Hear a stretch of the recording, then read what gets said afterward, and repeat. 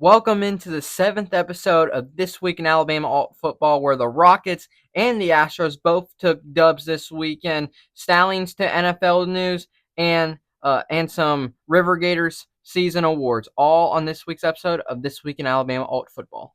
The first team up this week is our Huntsville Astros, as the Huntsville Astros had a 70-0 win versus Rank Up Athletics in their season finale.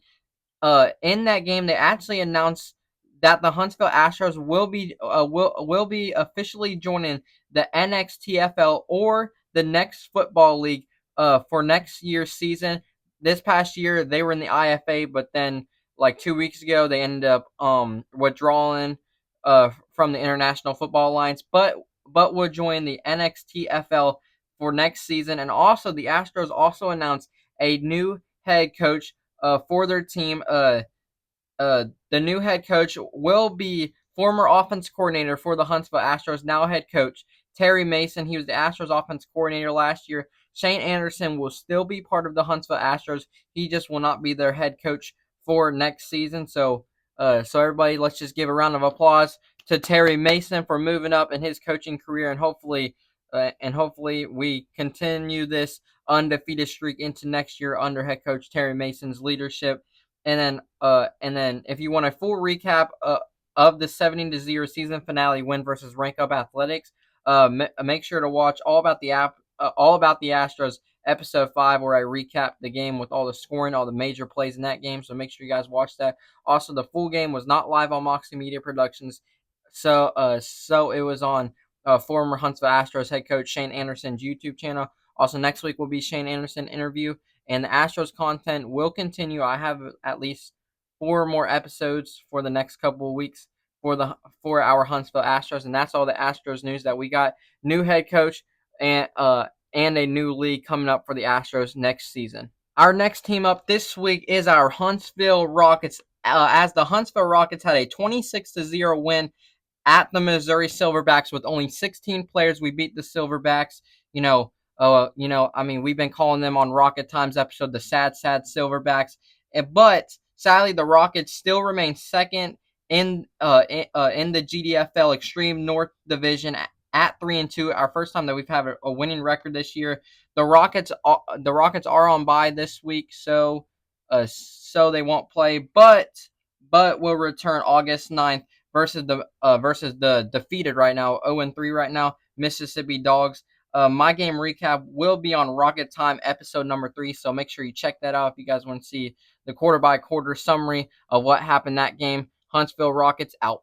The Tri-City Rivergators of the American Arena League 2 have announced their team awards this year for the Tri-City Rivergators. Sadly, no one landed on the first or second team all AAL2 this year, but next year we're gonna fill out that list, because we're gonna go undefeated and we're gonna win that AAL2 championship. Mark my words on that one.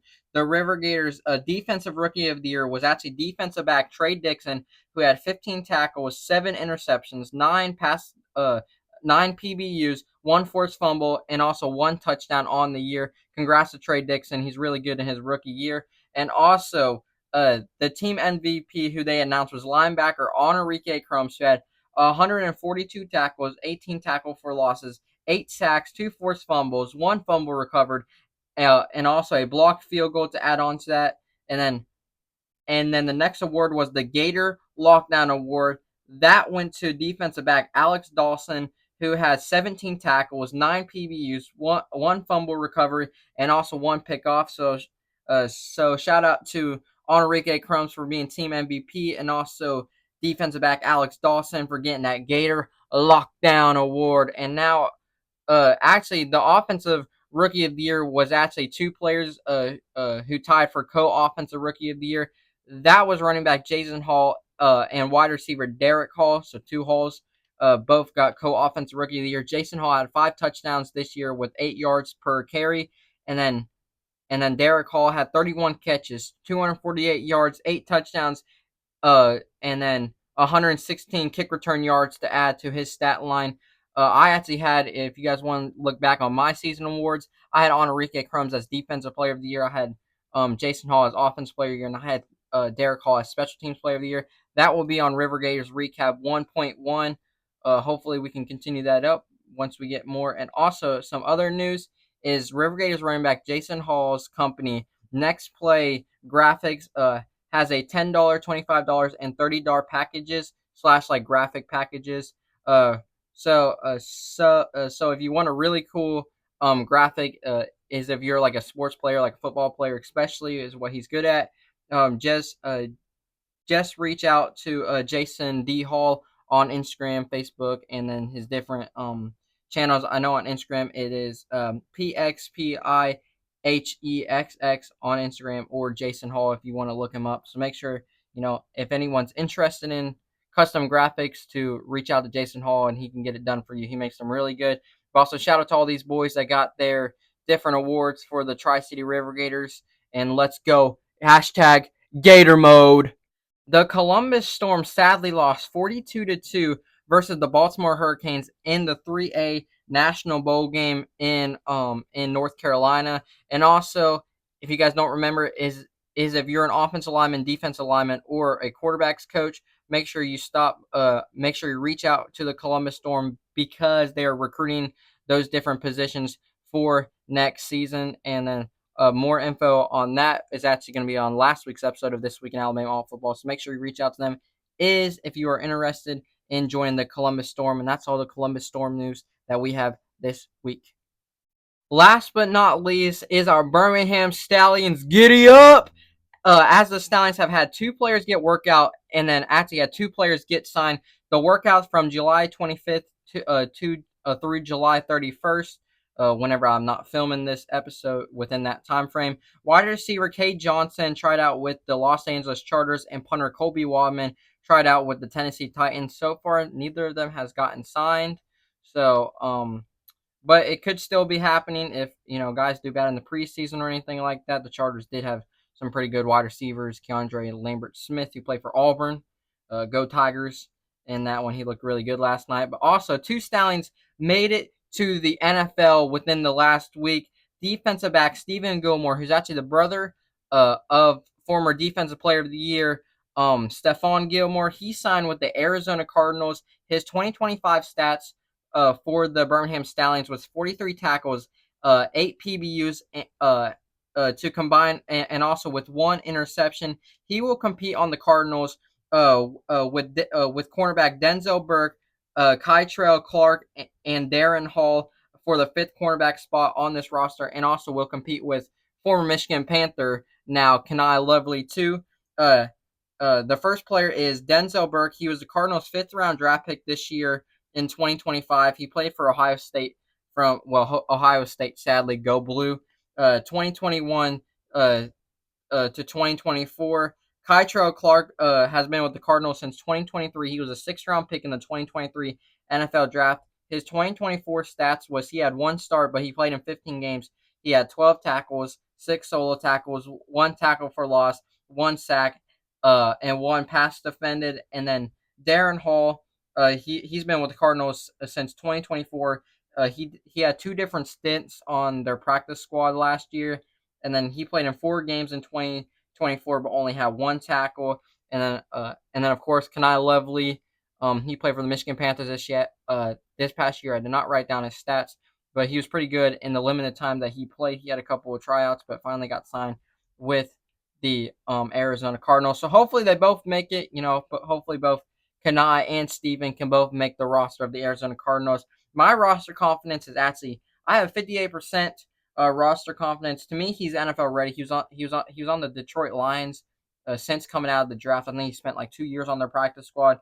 And also, I believe that he can make the 5th or 6th cornerback spot. Cornerbacks and wide receiver are 2 positions that they keep, to me, more of. Like up to 6 guys. Well, the offensive lineman and defensive line, of course, they have a bunch of guys. But usually it's like 5 or 6 guys that they keep, with even 1 or 2 of them remain on the practice squad. So I think Stephen Gilmore, if he can get in and he can do what he did on the Stallions last year and really just dominate in training camp, I hope that he makes the roster. I got 50%, 58%, so a little bit over halfway. It's just a lot of guys that you got to compete with. But I believe in Stephen Gilmore. And actually, our second player to sign with the NFL is Dion No Kane, No Gain. He signed with the Buffalo Bills for the second straight, actually for the third time within the last year. He was on the Bills practice squad in 2024, but then went back to the Stallions after the year was over. His 2025 stats for the Birmingham Stallions was 514 yards and 6 touchdowns, and then he was also named to an All UFL. Dion Kane was just, I mean, he was the best wide receiver this past year in the UFL from just throwing it up, and it was just a lot of times just throwing it up, and just Dion's gonna catch it no matter what. So that was that, and he will compete with quite a lot of guys to try to move up to that fifth or sixth wide receiver spot. He will compete with Christian Wilkerson, Tyrell Shavens, KJ Hamler, Jalen Virgil, and Caden Prathers. The first player is Christian Wilkerson. His 2024 stats, he was with the Raiders the last 2 years. He played in 3 games last year. He had 18 yards and 1 touchdown. Tyrell Shavers, he's been on the Bills since 2023, has been mainly like a practice squad guy like Dion was last year. But his 2024 stats, he had 69 yards and 1 touchdown on 1 catch. So shout out to Tyrell. And also KJ Hamler, he's been with the Bills since 2024, but he was also on the practice squad. So he recorded 0 stats last year in 2024. He was a former player for the Denver Broncos. I know that the Broncos drafted him in 2020, I think in like the second or third round of that year's draft. And then the final player that's above him on the roster is Caden Prathers. He was the Bills' 7th-round pick this past year. He played college football at West Virginia from 2021 to 22, and then at Maryland from 2023 to 2024. My roster confidence is 86%. The Bills tend to keep a lot of wide receivers on the practice squad with being on the main roster. I think they keep like around 6 guys on the main roster, and then they keep like 3 guys on the practice squad. I mean, Dion Kane was with this team, so it's not like it's a brand new team, which gives him a little bit of an advantage. Same offense coordinator, same head coach, same quarterback too within Josh Allen. And then, and also, he was the best receiver in 2025. Like I said, he was with the Bills last year, so he already knows that playbook pretty good. So he's coming into training camp pretty knowledgeable, maybe a little bit more than Caden Prathers.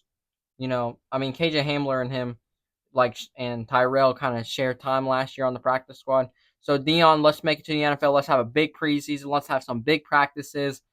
And that's all the Birmingham Stallions to the NFL signings this week. And also some pretty big news coming out of the UFL that expects the Birmingham Stallions.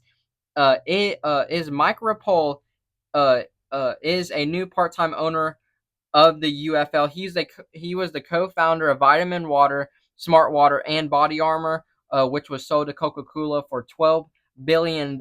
He's the current majority owner of Noble Sports, which is a brand kind of by Tom Brady. He's the owner of Junkless Snacks and founder of Rapole, like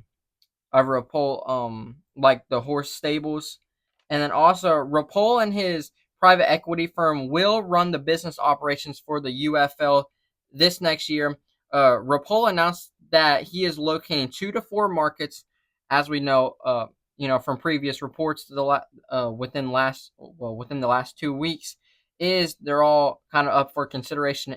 Is all the teams in the USFL conference, so the Michigan Panthers, Memphis Showboats, Houston Roughnecks, and sadly our Birmingham Stallions. And actually, he already announced a new expansion will be in Columbus, Ohio next year. And then he is actually given the markets 30 days to find a perfect stadium. He likes his stadiums within 15 to 25K, so it looks, like the capacity, like a percentage is a lot higher than like stadiums with like 60, 40 some thousand, like capacity, 40, big time stadiums with a lot of seats. So you kind of want smaller venues. Next week, I will actually have a Stallion Stampede video of what should the Stallions do to stay in Birmingham. I actually like Mike Rapole. To me, he feels like he means business. And I'm not trying to be like disrespectful to the guys in the UFL right now, like Daryl Johnson, like Russ Brandon, Fox Sports, and all that. But to me, they're kind of viewing this as just like a TV thing, like a TV slot that like they can just put on whenever they want because they own it. To me, Mike Rapole, he's an investor. Every single business that he has worked in, anything that he has touched, has gone up since he been there. So I like Mike Rapole. as the UFL, and hopefully the UFL is here to stay, and hopefully our Birmingham Stallions are here to stay. Remember, next week's episode of Stallion Stampede will be my opinion on what the Stallions should do to stay in Birmingham. It's a little bit different, but I think it's a good idea, and that's all the Stallions news that we have this week. Anything from workouts to NFL guys, to Stallions after again signing the NFL, to a new part-time owner and a guy who will run business operations for the UFL micropole on the Stallions news this week. Thanks for watching episode 7 of This Week in Alabama Alt Football, where we had anything from wins to awards, and then also to the Stallions might get saved, and also Stallions to the NFL. And that's all for this week's episode of This Week in Alabama Alt Football, episode 7. This Week in Alabama Alt Football out. UFL Isaac out.